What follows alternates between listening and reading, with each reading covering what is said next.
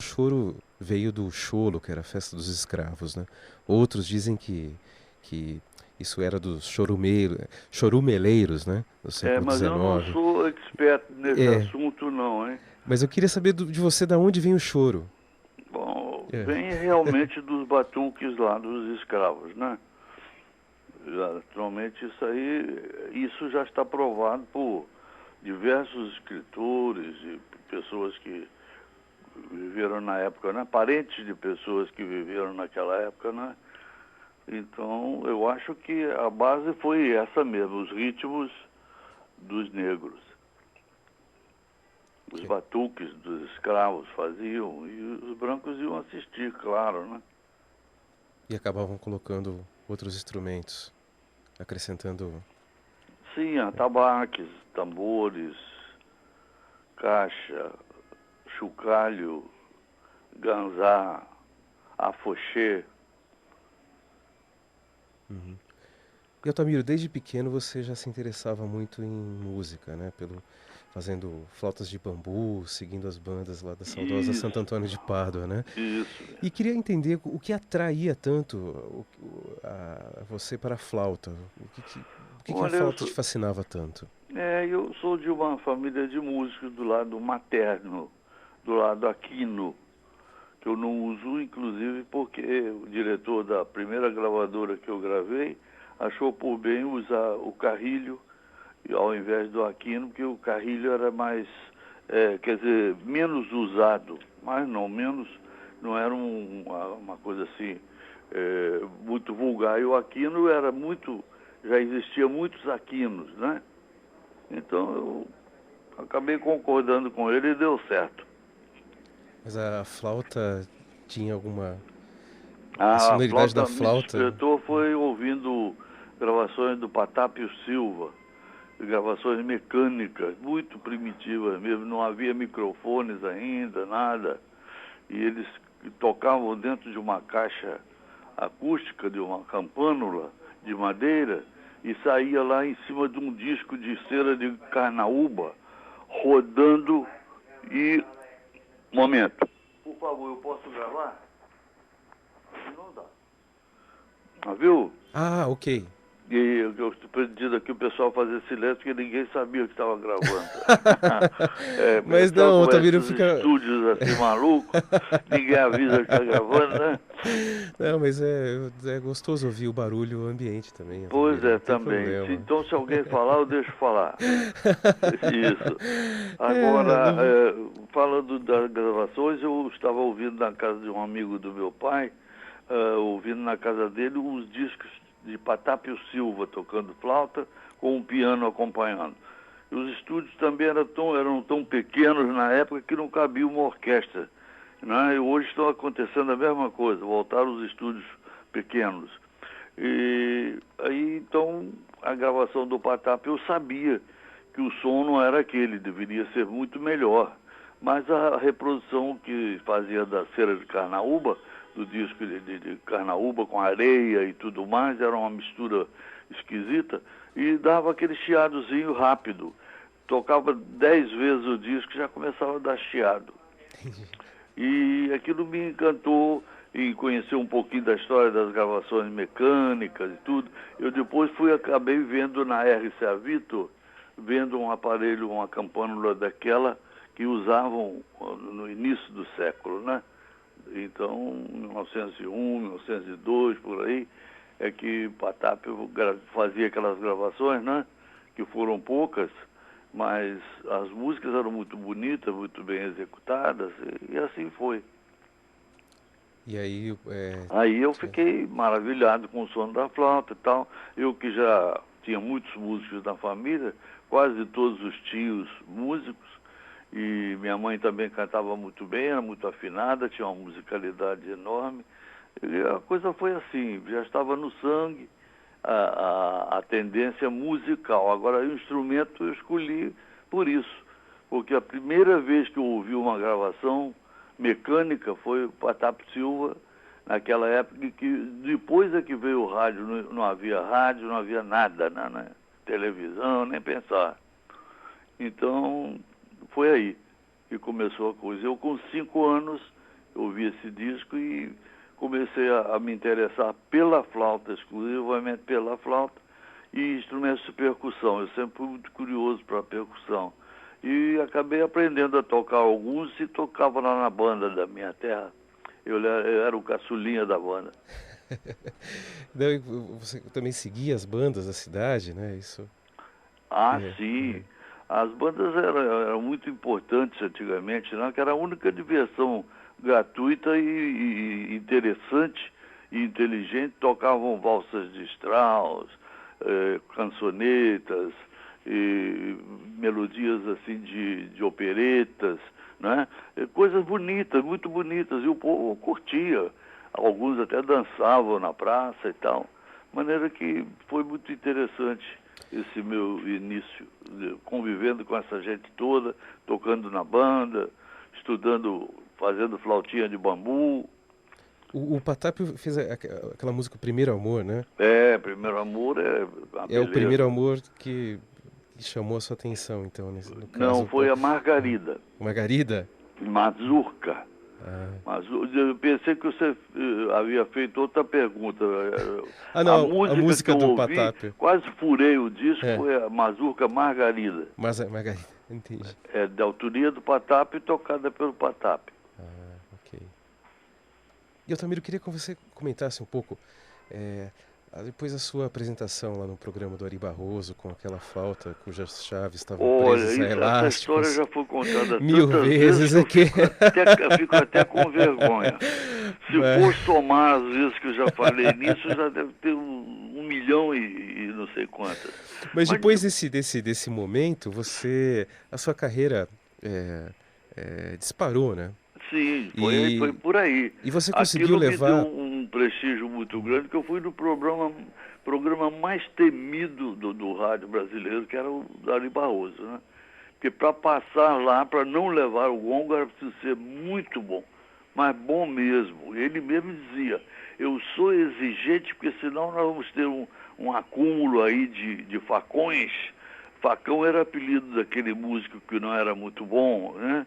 Que desafinava, que falhava notas.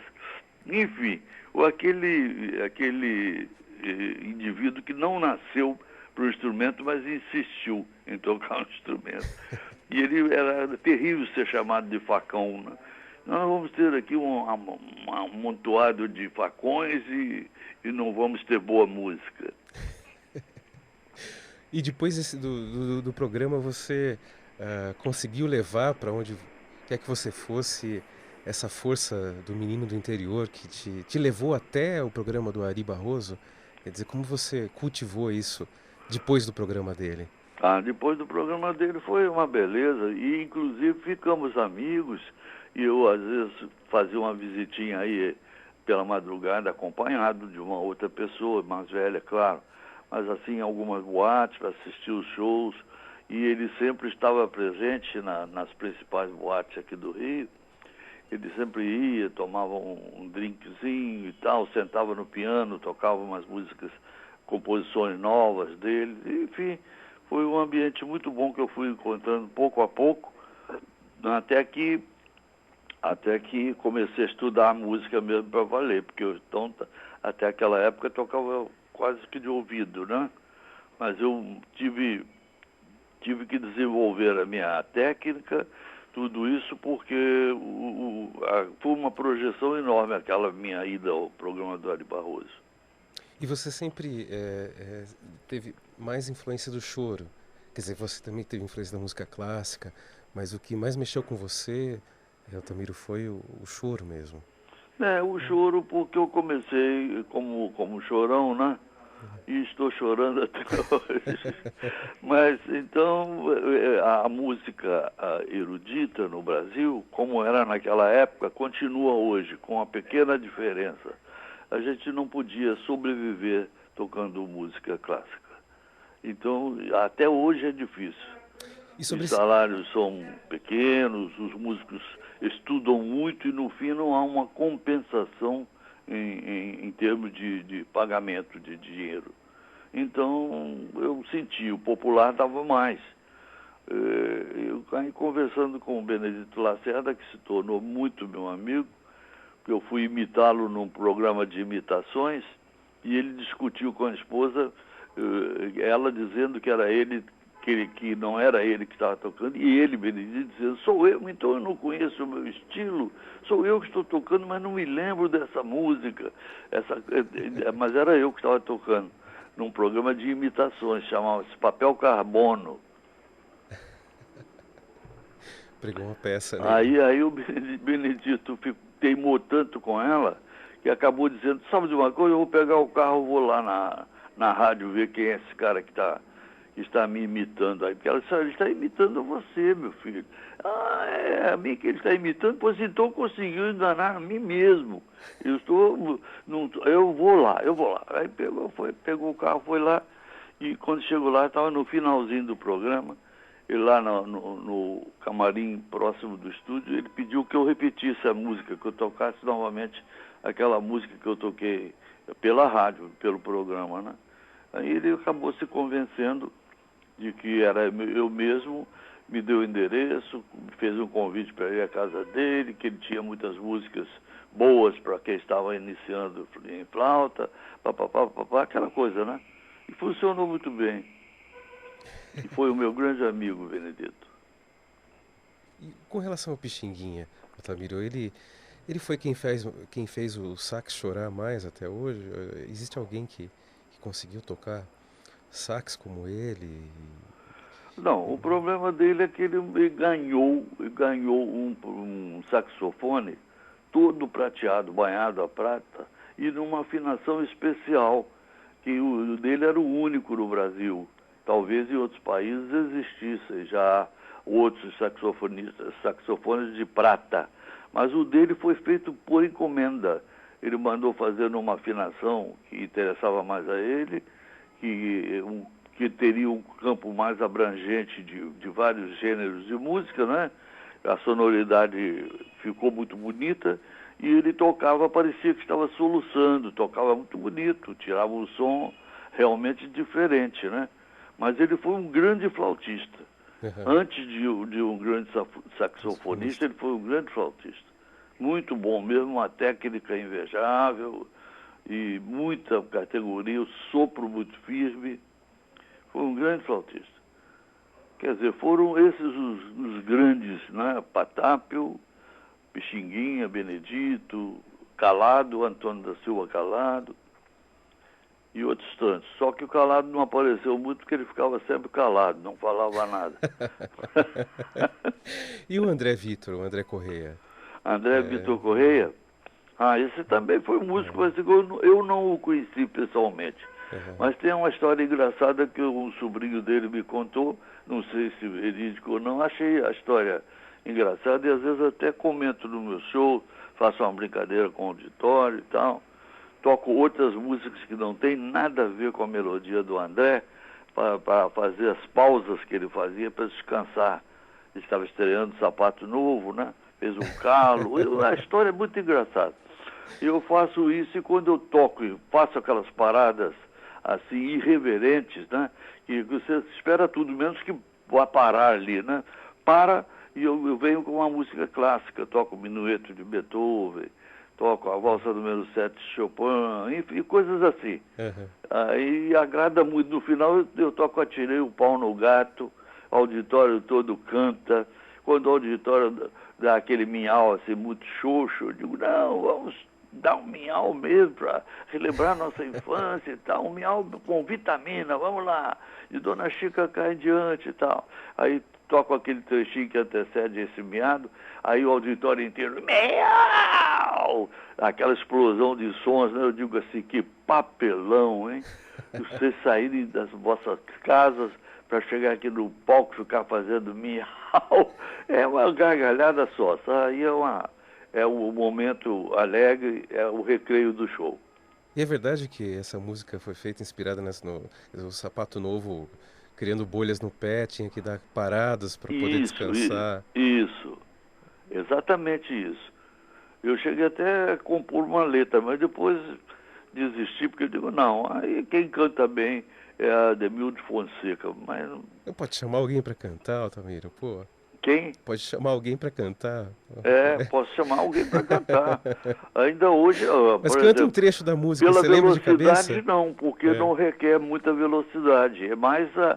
a expressão, não é, das músicas que entram, que nem toda pessoa conhece música clássica, Uhum. cavalaria rusticana, essa coisa toda.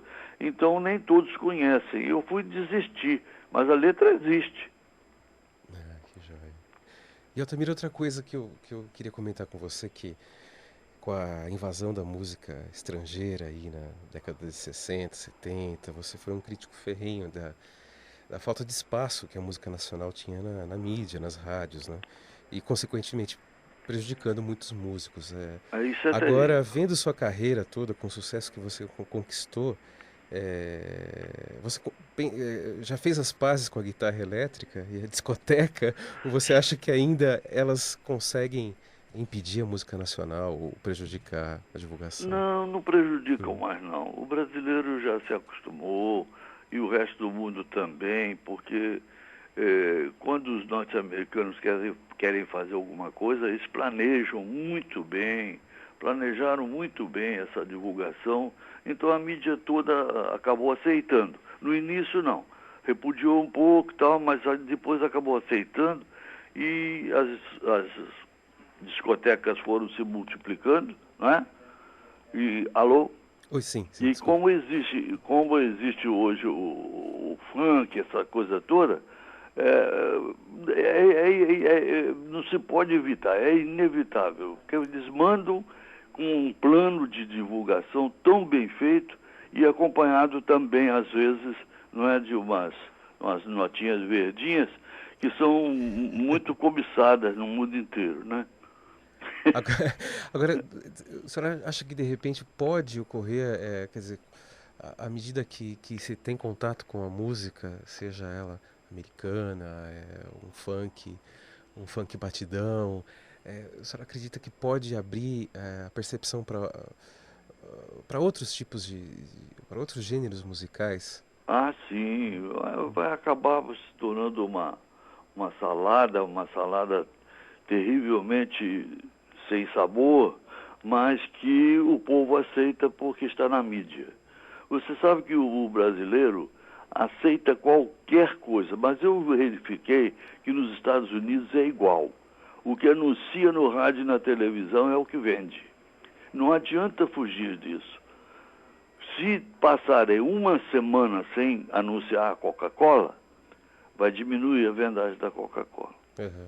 Porque os concorrentes estão ali de olho pertinho, vigiando, espreitando, vendo um momento para aproveitar a brecha para entrar. É, Então é preciso muito cuidado com a mídia. E como eu nunca dependi muito da mídia, quer dizer, dependi, claro, no início da minha carreira até me firmar, mas depois eu já tinha assim, pessoas que queriam a minha coleção. Então, se você chegar na loja e não pedir a música, não. O que você tem de Altamiro Carrilho? Pronto. Quer dizer, foi muito bom que eu adquiri esse status de colecionadores querendo os meus discos. Então, isso foi muito bom para mim, me facilitou muito. Durante anos eu fiquei viajando pela Europa, Ásia, vários continentes e conheci muitos países civilizados, incluindo a antiga União Soviética. Enfim, foi muito bom. Agora, foi uma luta, porque para se tocar música que não fosse aqueles ritmos que estavam na moda, era muito difícil. A gente tinha que forçar um pouquinho a barra e tal e coisa, dar licença com jeitinho, pelas beiradas do prato, sem chegar no meio do prato, até chegar no meio do prato. Então era muito difícil realmente. Agora não.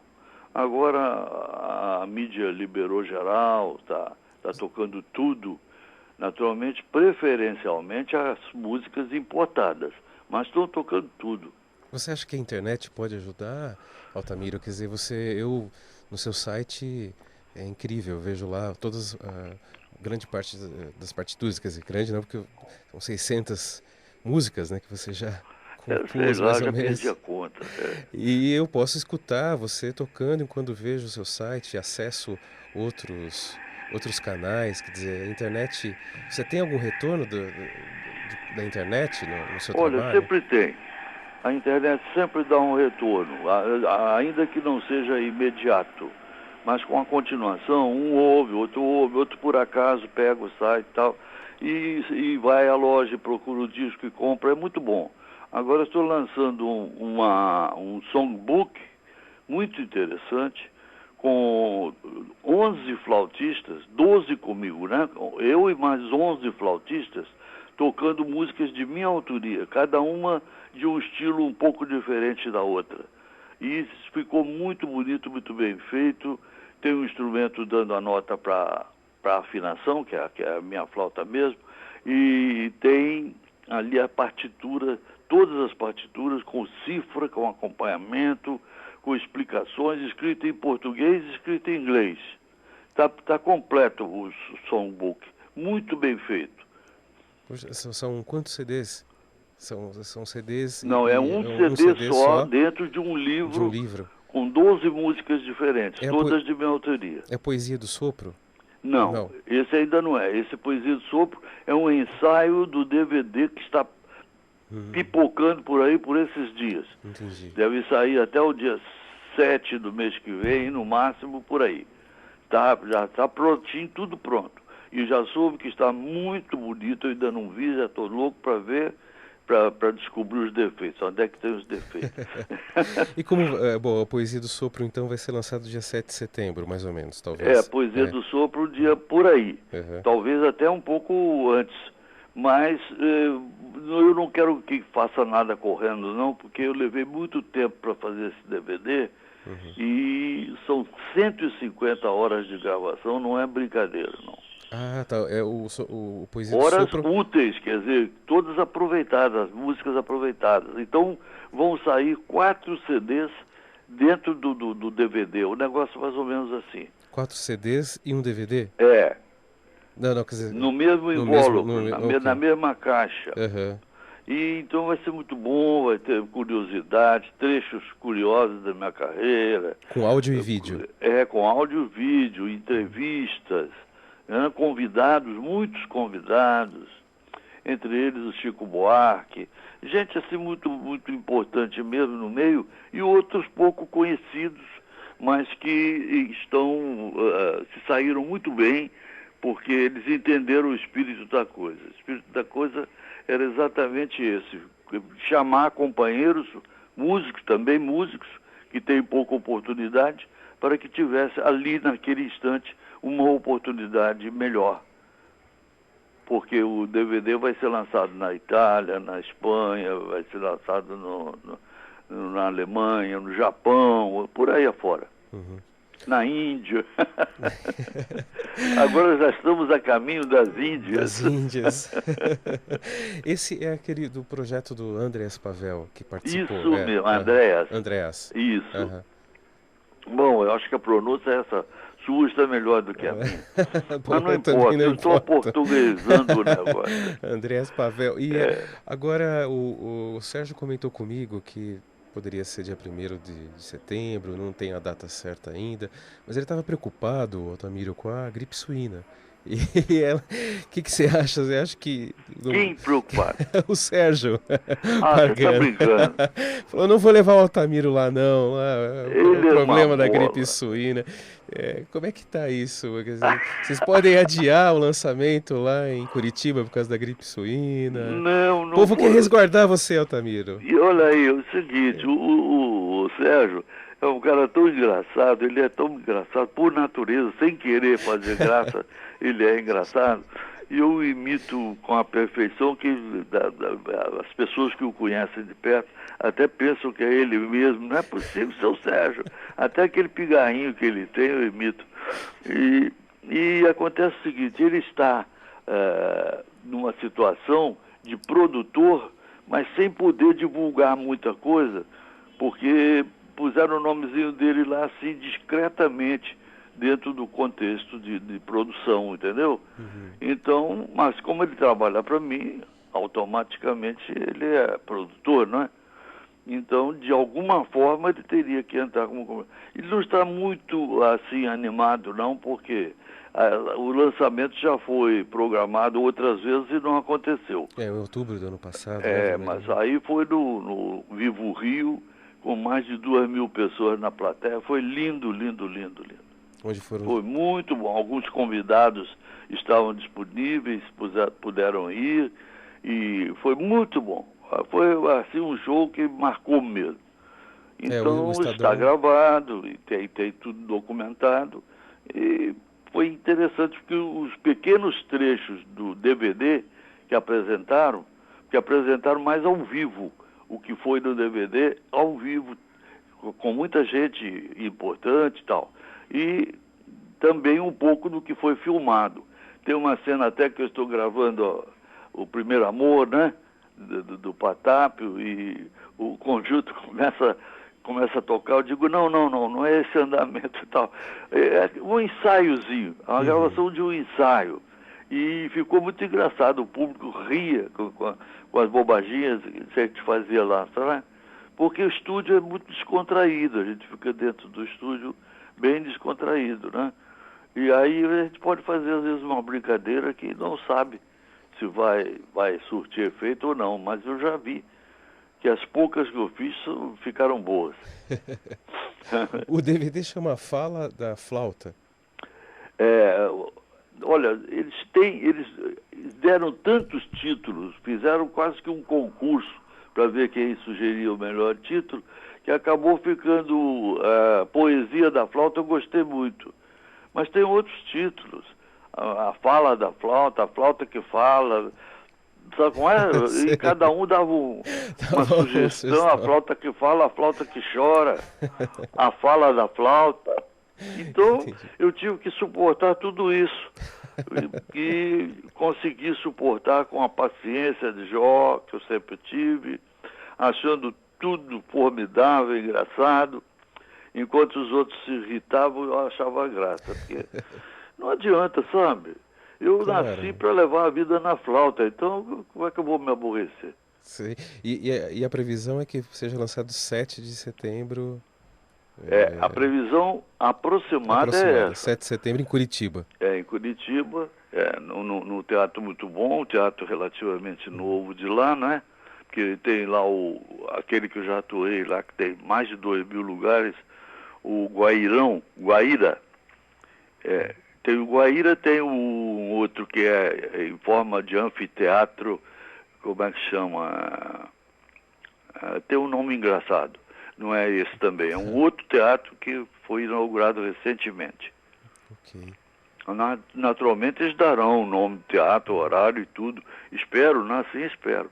E Altamiro, eu sei que você ainda não viu o DVD, né? Quer dizer, mas a ideia mesmo é de mostrar a trajetória, sua trajetória mesclada com a música. Com música. Isso, com e aquela gravação em 2006 com entrevistas em Niterói. muito interessantes. Agora, você, se tiver um cantinho aí que você possa encaixar, encaixa que esses 3 CDs já estão no mercado aí, São Paulo, no Brasil inteiro. Já estão vendendo, graças a Deus. Mas o que vem aí é chumbo... Espera um pouquinho, momento. Só ok, tá ok. É minha filha fazendo uma recomendação aqui. Okay, desculpa. Mas então, Roger, você podendo falar isso, que já tem à venda 3 discos diferentes, que algumas das músicas estão também no DVD, mas já com imagem, com fala, apresentação, não é? No DVD tem só música, né? Ok. E não tem a parte falada. São 2 entrevistadores conhecidíssimos, o Tarek de Souza, né? E qual foi o outro? O maestro Júlio Medalha, várias entrevistas. Arthur da Távola, gente assim muito importante, gente conhecida e conceituada no meio artístico, sabe? O Chico Buarque foi muito simpático, faz um número muito bonito, nós conversamos um pouquinho, trocamos algumas palavras. Enfim, eu não sei como está, como eu disse a você, mas imagino que esteja muito bom. Imagino que esteja muito bom. Valeu a pena apenas esperar esse tempo todo. O senhor tem receio que seja adiado mais uma vez? Não, eu acho que não. Dessa vez agora a coisa vai, porque faltava um detalhe realmente no invólucro do disco, né? Disseram que deu o mesmo defeito 2 vezes. Então, eu estou com a máxima paciência, porque tudo que eu consegui até agora foi com calma. Nunca me precipito, não. O que tiver de ser meu, as minhas mãos virá, com certeza. Não tem por onde. O senhor vai para Curitiba mesmo com gripe suína e tudo mais? Com gripe suína, com gripe bovina, de qualquer maneira, com pandeiro ou sem pandeiro. Mas é o seguinte, essa gripe, naturalmente, ela pega mais nas pessoas que já estão predispostas. Você entende que o organismo não vai muito bem e tal, porque não é com qualquer um que ela vai, não. Ela escolhe a vítima. Quer dizer, ela quer lutar, ela é lutadora. Então, se o indivíduo está com o organismo enfraquecido, debilitado, ele pode contar que, se ela pegar, leva logo para onde ela quer, não é? E os nossos hospitais já estão, graças a Deus, desculpe a brincadeira, mas os nossos hospitais já estão preparados, não é? Já vai sair uma vacina brasileira agora, não é? Então, eu acho que com essa vacina brasileira, no mínimo a gente vai morrer mais depressa. Vai acelerar o processo. Altamiro, você comentou do Júlio Medalha, do maestro, né? Acho que foi incrível aquela iniciativa sua, né, na década de 70, de levar a música clássica pro seu regional, popular, né? E levou para o palco do palco Museu de Arte Moderna e para Mangueira. E essa fórmula, ela sobrevive ao tempo, Altamiro. Quer dizer, o público ele pode vamos dizer, saborear essa música clássica num ritmo diferente, e pode haver uma inter-relação dos gêneros. Sei. Quer dizer, você já dizia que os clássicos eram chorões e não sabiam, né? O Mozart, Bach então foi um chorão de primeira ordem. E outros tantos, Vivaldi, todos eles, tanto é que eu já fiz músicas fazendo trocadilho, fiz o Vivaldino, fiz o Eterno Jovem Bar. Aí contou uma historinha que eu e Bar numa mesa de um bar, tomando uma caneca de cerveja, de chopp, e conversamos, coisas assim que eu gosto muito de brincar com o público, e deu resultado. Agora você faz o seguinte. Bom, isso eu já falei para você sobre Poesia do Sopro, tudo isso, né? Já falei, sim. Poesia do Sopro também podem ser vendidos em separado. O que seria bom encaixar nesse momento que você falar nisso, que podem ser separados os 3 CDs do Poesia do Sopro. Quem quiser comprar separado a primeira noite no Teatro Municipal, a segunda noite, as gravações históricas minhas desde o início da carreira. Tem coisas interessantes. São 3 CDs que podem ser vendidos separadamente. Não é obrigado a comprar a caixa toda. Bom você ter comentado isso. Que lembrou agora, porque em matéria de propaganda é com ela mesmo. Tá. Aproveitando que o senhor falou nisso... Ela que fez o site, ela que bolou tudo. Parabéns, é muito, muito, muito legal o site. Eu até imprimi umas partituras lá que minha esposa, ela já tocou flauta, ela tá um pouco parada, né? Mas é difícil, como o senhor falou, chorinho não é para qualquer encontra uma barreira enorme. Isto por quê? Presta atenção, Roger. Isto por quê? Porque os americanos sabem que se o chorinho pegar mesmo, ele vai atingir o planeta Terra total. Porque é uma música baseada nas músicas eruditas, quer dizer, ela tem uma raiz muito, muito brilhante, muito especial. Existem choros de dezenas de estilos, e todos eles são choros. Você vê, você falou no início da entrevista, você falou em Villa-Lobos. Villa-Lobos era um apaixonado por chorinho. Apaixonado. Como foi também o Calado, que foi o primeiro professor de flauta da Escola de Música Brasileira, né, aqui no Rio, sediado aqui no Rio, e foi um flautista que impressionava qualquer estrangeiro, sem falar em Patap e outros tantos, né?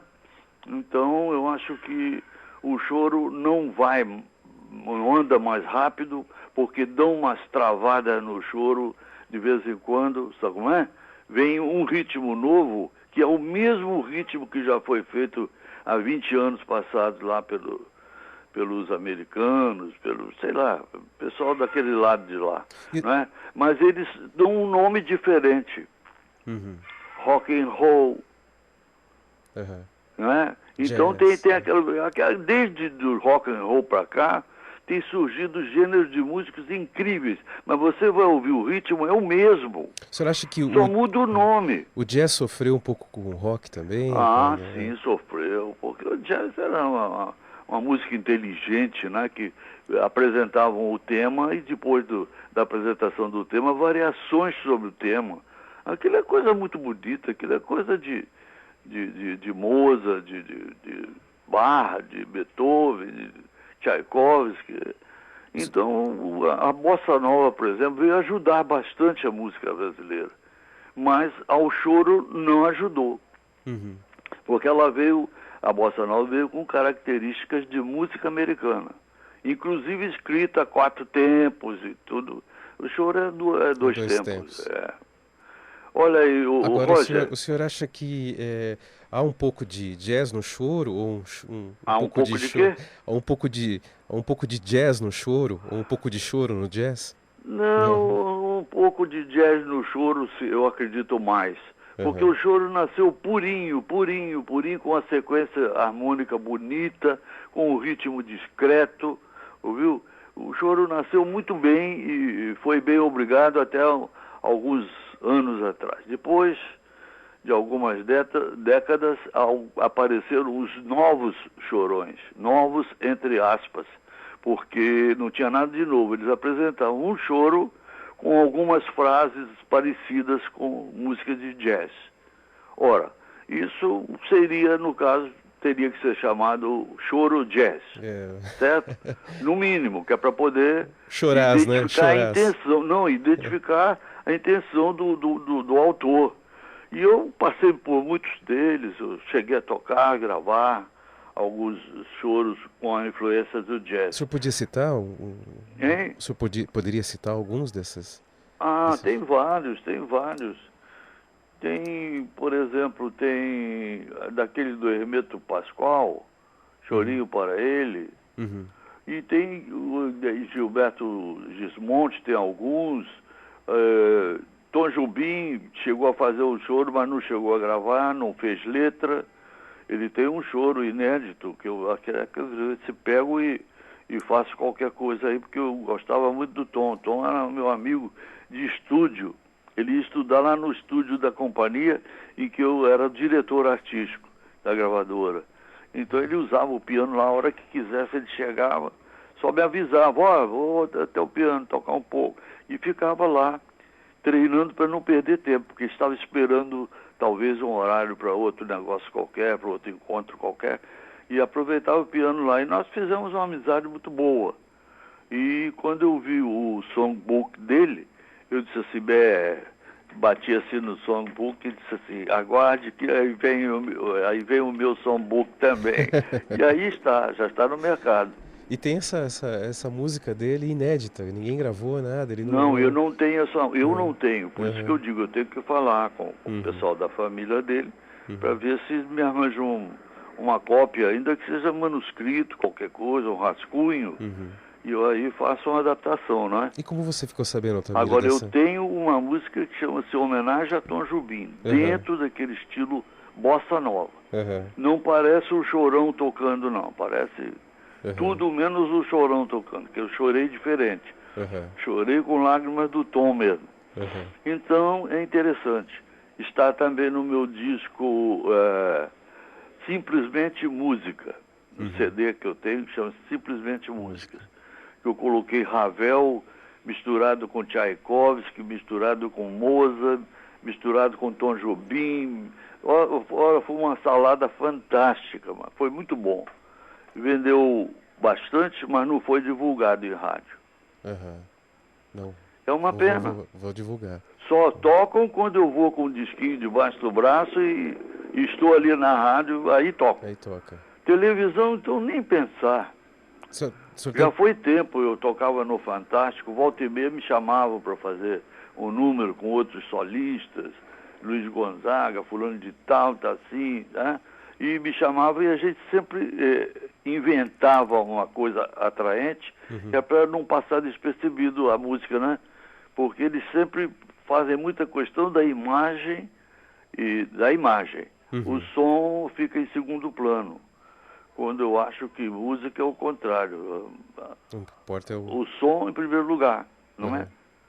Outra coisa, apesar disso, o senhor eu acredito que o senhor fez a cabeça de muitos outros músicos e o choro ganhou vitalidade nos últimos anos. Sim, ele ganhou exatamente por essa influência também de alguns músicos de jazz, que eles são muitos, né? Aqui, o Carlos Malta e outros tantos.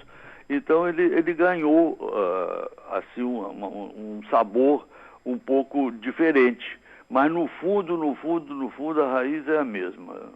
É aquela batidazinha de taca-tique, taca-tique, taca, 8 semicolcheias, cada compasso, e é por aí. Agora, não adianta a gente querer tocar coisa muito complicada, porque o povão não entende. O senhor acha que falta um pouco mais de... Falta divulgação. A nossa música não é divulgada. Boa música brasileira, boa, não é divulgada. Eu fico vendo cada samba lindo que os amigos às vezes têm no carro, pega o CD, põe para ouvir, aquela coisa. Você tem isso aqui? Não, olha aqui, que beleza. Eu digo, eu nem sabia que existia essa gravação de cantores, músicas boas, bem feitas, de instrumental. Instrumental tem gente aí fantástica tocando instrumentos musicais, mas as gravadoras deixam para depois. E, Altamiro, outra coisa, tem em São Paulo, bom, rodas de choro espalhadas pela cidade, mas um lugar onde eu sempre apareço, lá na Benedito Calixto, e há muito tempo... Você está falando muito baixo. Ah, sim. Tem várias rodas de choro em São Paulo, né? Mas um lugar onde eu sempre busco aparecer, lá na Benedito Calixto, foi uma época que eu conheci o Carlos Poiares, ele sempre lembrava muito do senhor. Queria saber qual a relação que vocês tinham com... Ele morreu já em 2004 mas a música continua, né? A música não deixa de tocar, né? Mas um pouco aquela ideia de o espaço do choro, se ele continua a crescer. O senhor acredita que... Não, ele não tem crescido e nem decrescido. O choro é curioso. Ele sobrevive de qualquer maneira. Pode chegar a enxurrada de um ritmo que quiser de fora, porque o ritmo não cai. Agora, como eu disse no princípio, digo sempre e direi até o último momento de vida, né, que falta divulgação. A mídia não se interessa por música instrumental. A única estação de rádio que toca música instrumental no Brasil, dos estados todos que eu conheço, né, dos lugares todos que eu conheço, é a Rádio MEC do Rio. E um pouquinho a Rádio Cultura de São Paulo. Eldorado também toca um pouco. Eldorado também toca um pouquinho. Mas olha, são tão raras as estações de rádio que tocam que você aqui no Rio já sabe, das emissoras cariocas, se você quiser ouvir um pouquinho de choro, você pode ligar todas as estações que você não vai encontrar.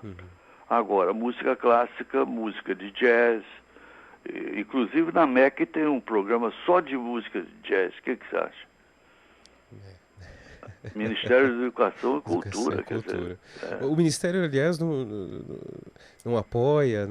Não há apoio nenhum, a não ser essa lei Rouanet, que assim mesmo precisa passar por um crivo de 250 funcionários, aquela coisa. Olha, pode até parecer que eu sou mau brasileiro, mas não sou não, eu sou muito bom brasileiro. Eu queria ver outras coisas, queria ver as coisas de uma maneira diferente, e a gente não vê. Passam dias, meses, anos, séculos, e continua tudo igual. Uhum. E Altamiro, com relação ao Poiares, vocês trabalharam juntos, você influenciou bastante ele? Olha, ele não saía de minha casa, para Aham. começar. Eu morava em Vila Isabel, ele ia para lá às 10 horas da manhã, ele só tocava à noite, aí num dancing, né? Para descansar a orquestra, eles tinham um quinteto lá e tal. E ele ia lá para casa, ouvindo disco, só parava para almoçar, almoçava, voltava para a sala de música, ouvindo disco, para tocar parecido comigo. Não, mas ele mesmo confessou, eu quero o dia que você disser está muito bom, aí eu fico feliz. E às vezes ele me perguntava, como é que está? Eu digo, está quase bom. Esse quase era para incentivá-lo a A continuar. continuar. Porque ele fazia tanta questão de fazer o mesmo fraseado que eu fazia, entendeu? Até a respiração ele decorava. O lugar Que tinha que. É muito curioso isso, né? Depois ele, com aquele vício de fumar, tomar bebida alcoólica, perder noites de sono, ele fumava 4 carteiras de cigarro por dia, né? Ele Fumava se bastante. envenenou com cigarro. E depois, ultimamente, estava tomando, e contava como vantagem, tomei 1 litro e não sei quanto de conhaque, de uísque essa noite. Eu digo, que vantagem? Se você me dissesse que tinha tomado uns 2 litros de leite, ou de água mineral, aí sim eu ficaria feliz. Porque não pode, sabe? Vocês mantiveram. Antigamente havia uma lenda de que o indivíduo que quanto mais bebesse, melhor tocava. Aham. Sabe qual é? Aham, sim. Havia essa lenda aí, esse dito aí. Fulano quanto mais bebe, mais toca. Que nada, faz besteira. Ele faz uma atrapalhada qualquer e quem não entende, os menos avisados, Uhum. acham que ele está fazendo uma coisa fantástica. Aham. Você acha então que ele sofria um pouco com o vício Não de, é? de...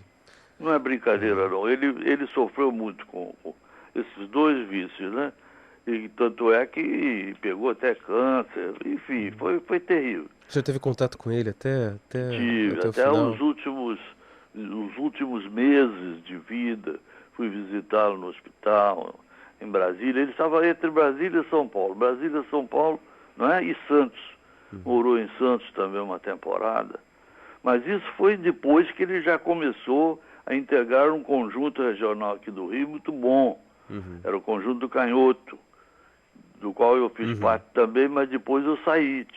Eu já estava atendendo a tantos chamados daqui, dali, gravação, e não tinha mais tempo para cuidar da minha bandinha e trabalhar no Conjunto Canhoto ao mesmo Ao tempo. mesmo Então eu tempo. optei pela bandinha e saí do Conjunto Canhoto e indiquei o Poiares.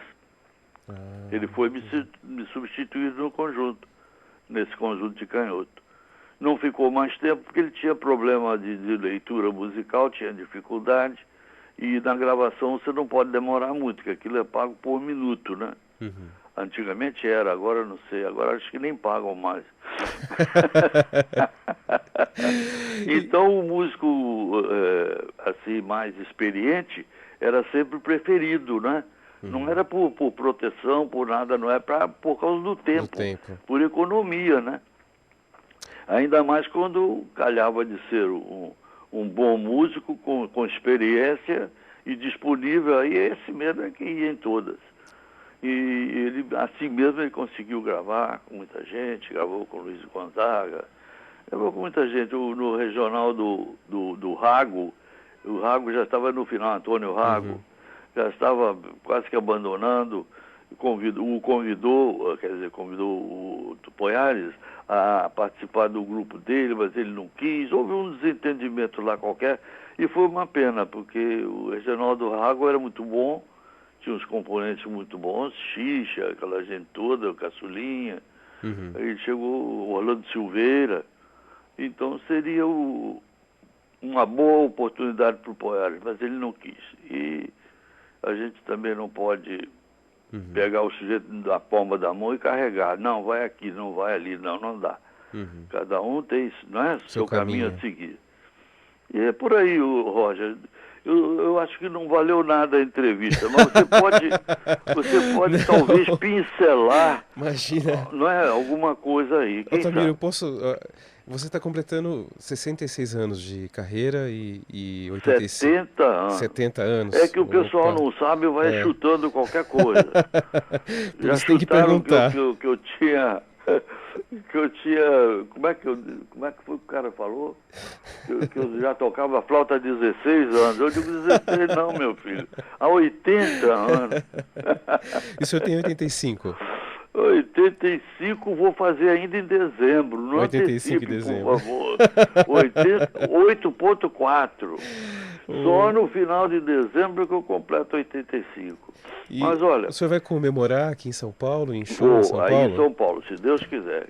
Eu não nasci em São Paulo, mas eu adoro tanto São Paulo, porque tudo que eu recebi de bom, prestígio, vendagem grande de disco, homenagem no Teatro Municipal, com vários artistas de renome, tudo isso foi em São Paulo. Aqui no Rio eu recebo umas homenagenzinhas assim de um troféuzinho, uma plaquinha de prata e tal, uma caixinha de fósforo dourada, sei lá aqui, é um negócio assim, tudo muito pequeno. Para os anos em que eu trabalhei divulgando a música do Rio, que é o choro, né? As coisas do Rio, e falando sempre Rio de Janeiro, levando fotos das minhas viagens. O senhor está brincando ou está falando sério? Sério? Hein? É sério mesmo? É sério mesmo. Agora, São Paulo não.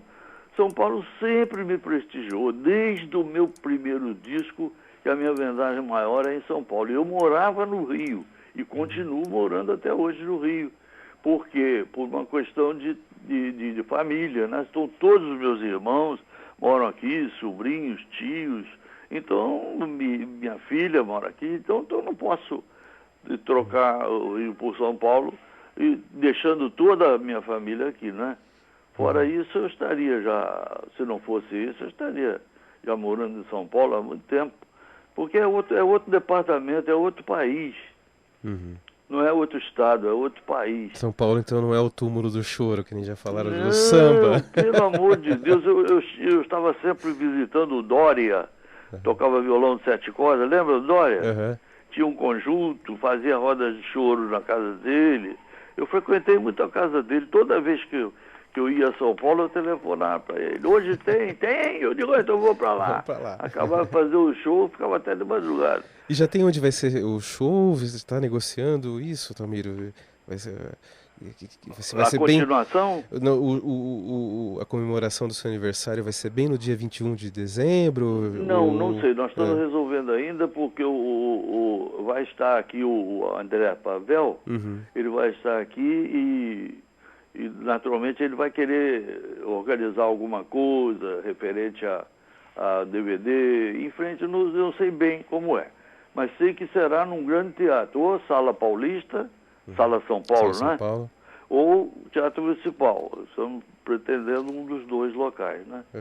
Mas aí eu chamaria justamente os que atuaram no DVD, o Chico Buarque, aquela gente toda boa, os bandolinistas, clarinetistas. Tem um clarinetista de São Paulo que gravou comigo, é maravilhoso, ele tem apelido de Proveta. Como toca bem o clarinete, que coisa. Uma das gravações que ele fez no DVD, ele faz uma segunda voz comigo na valsa, Romance de uma Valsa, que é de arrepiar, parece que você está ouvindo uma sinfonia de Beethoven, um negócio assim, muito bem escrito, o arranjo pelo meu sobrinho Maurício Carrilho, né? E ele tocou divinamente, mas é de arrepiar. Você ouve aquele trecho do clarinete e flauta ali, os violinos no fundo, só vendo que beleza. Muito bom. Mas olha, Roger... Posso fazer uma última pergunta, Altamiro? Pois não, coisa de fã, hein, Altamiro? Desculpe-me. Hein? Coisa de fã, hein, Altamiro? Desculpe. Jornalista e fã. Eu quero te conhecer quando for São Paulo. Pode, vamos, Você me vou conhece aparecer. pessoalmente? Não, não, infelizmente Ah, não. então você vai odiar. Mas- Não, eu não causo má impressão, não, sabe? Eu Entendi. posso até não ser o que aparento ser, mas não dá para espantar, não. É. Mas é a questão da inspiração, Tamiro, que você vê, eu vejo lá nas partituras as notas, as escalas, as progressões, mas a música não é, quer dizer, não é só técnica. E como Ah, você faz para o não. mundo parar para você compor e fazer de todas essas notas uma arte, transformar a técnica em arte? É, isso mesmo, porque isso vem do coração, não é, Roger? Isso não adianta ter estudado muito, ter 5 diplomas, 6, de harmonia, de regência, de instrumentação, não adianta.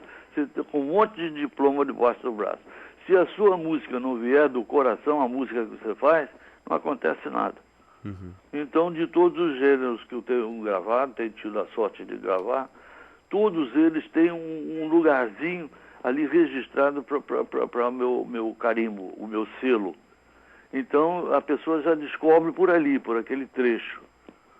Então, eu fico muito feliz com isso, porque isso vem de Deus. Isso aí eu não comprei em loja nenhuma, né? Tá certo. Isso é interessante. Saber, eu encontro pessoas na rua que me elogiam tanto que eu fico perguntando assim, quanto é que você quer emprestado? E Altamiro, dá para viver, quer dizer, o viver de música no Brasil, quer dizer, você sofreu muito para conseguir sobreviver com Muito. música Já e estava continua fazendo assim? uma coleção de flautas, Aham. mas de flautas do mundo inteiro, que ia ser uma coisa única, talvez pudesse até abrir o Museu dos Instrumentos no Rio ou em São Paulo, que não existe, né? Aham. Mas flautas de todos os tipos que você possa imaginar, 18 flautas. Eu tive que vender tudo porque não tinha trabalho. Uhum. E hoje em dia você consegue manter um Sobreviver. rendimento Ah, sim, tem recebendo sempre show, as tem sempre gravadores? show. É isso, você faz 3 shows por mês, em média, mais ou menos? Faço mais. Aham. Agora, depois da cirurgia, porque eu fui submetido a uma cirurgia há 2 anos atrás, Uhum. eu tenho maneirado mais, entendeu? Eu tenho tocado moderadamente. Ministério da Beba Saúde adverte. moderadamente. Toque Então eu tenho moderadamente. feito shows assim que não me cansem muito e não sejam dias seguidos, entendeu? Uhum. Por exemplo, se tem 2 shows, vamos admitir, eu faço um, descanso um dia e faço outro. Uhum. Porque eu tenho, então, nesse meio, entre um e outro, eu tenho um dia de descanso. Certo. Somente para não sacrificar muito, não é? Porque a idade também deixa a gente um pouco menos resistente, não é? Isso é Uhum. normal. Agora, não paro, não. Eu faço o show aqui hoje, outro amanhã, já o mês que vem tem outro, em setembro, outubro já tem outros, e assim vai. Quer dizer, então, eu estou, graças a Deus, estou tocando ainda relativamente bem, né? E com a saúde já bem melhor, estou quase bom, estou praticamente bom. Porque quando eu pego a flauta, eu esqueço até de que o mundo existe, parece que eu estou num outro mundo. É muito bom isso. Muito bom. Roger, Altamiro, no obrigado, Estadão então. você trabalha? Eu trabalho na Agência Estado, é a agência de notícias do Estadão, Sei, e eu sei, vou escrever um texto para a agência. sei. Gostaria de aproveitar essa entrevista nossa também para colocar no Você, site, você faz enfim. E, pega é, a pinça e tira só os trechinhos é. que você achou mais interessante, o resto você Não, eu tenho joga que. no lixo porque Imagina, eu falo Altamiro. muito. Eu queria escrever tudo, né? Pois E é, Altamiro, outra coisa você comentou do songbook que está sendo, que está circulando agora. Ele não é o Poesia do Sopro, então, é o outro, não. Eu queria não, checar. ele é O, um livro o livro, né? com Isso, todas as isso. partituras, Uhum, com todos os tons para vários instrumentos, instrumento em si bemol, instrumento em mi bemol, instrumento em dó, instrumento na clave de fá, na quarta linha, uhum. enfim, tem tudo, todas as explicações, tem Os playbacks. os Uhum, playbacks no mesmo andamento, mesma coisa que o conjunto acompanha os flautistas do disco, acompanha também aos que vão tocar com o disco, né? Foi lançado esse Foi ano? lançado a semana Semana passada. passada. Ah, eu fiquei tão feliz que eu telefonei logo para os amigos e tal, e foi um tal de chover flautista aqui em casa querendo um. Já não tem na loja, eu digo, vai ter na loja semana que vem, que é essa semana agora, né? E dessa semana já deve ter vendido bastante, graças a Deus. Porque foi muito bem feito e eu convidei 11 colegas para tocar. Cada um toca uma música. Os principais flautistas que tocam choro, né? Não chamei o pessoal da Sinfônica porque são muitos e eles se embaraçam um pouquinho no choro, sabe? O senhor já conseguiu fazer um estúdio em casa? Que era Não. o desejo do senhor? Ainda não. Ainda não, porque eu gosto muito de sossego quando eu estou em casa e às vezes isso atrapalha um pouco, não é? No momento em que você quer silêncio, você não tem silêncio. Então eu acho que, apesar de pobre, mas eu sou muito espiritualista, vou muito pelo que Deus manda fazer, não sou desorientado a ponto de ir para boates, para nada disso. Não tenho determinados vícios, eu passo por cima, sabe? Eu acho que a gente pode viver muito bem sem certas extravagâncias. E o estúdio não deixa de ser uma extravagância.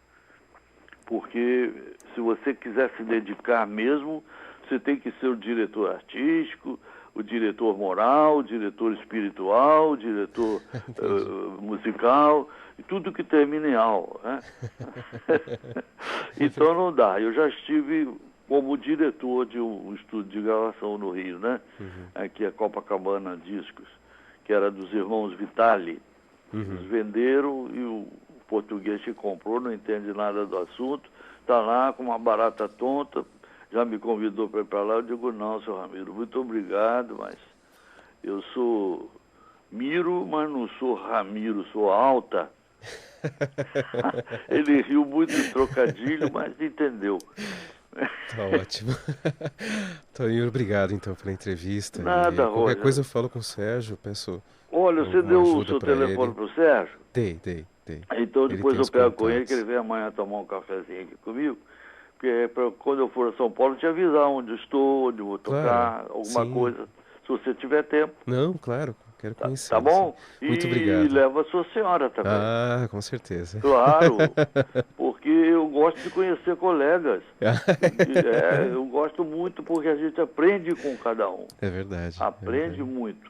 A vida é um aprendizado constante, não é? Eu tenho estudado muito pouco, aliás, sax alto, mas sax alto é um bonito instrumento, sabe? É um dos mais recentes invenções do Bohème, foi o saxofone, né? Sax. Agora dizem que sax. Ele era alemão. Adolf Sax, né? Agora dizem que chorinho em sax alto é muito difícil, mas, bom, veja que não tem nada fácil, né?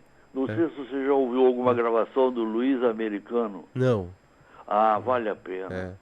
No sax alto, não é sax soprano o seu, é? Não, alto. Alto. O Luiz Americano tocava isso, mas de uma maneira linda. Linda. Vê se algum colecionador aí em São Paulo que tem alguns discos de Luiz Americano.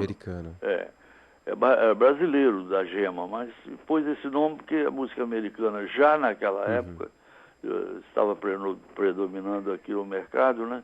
Então ele achou que com sobrenome de americano teria mais fácil. Fica com Deus, meu filho.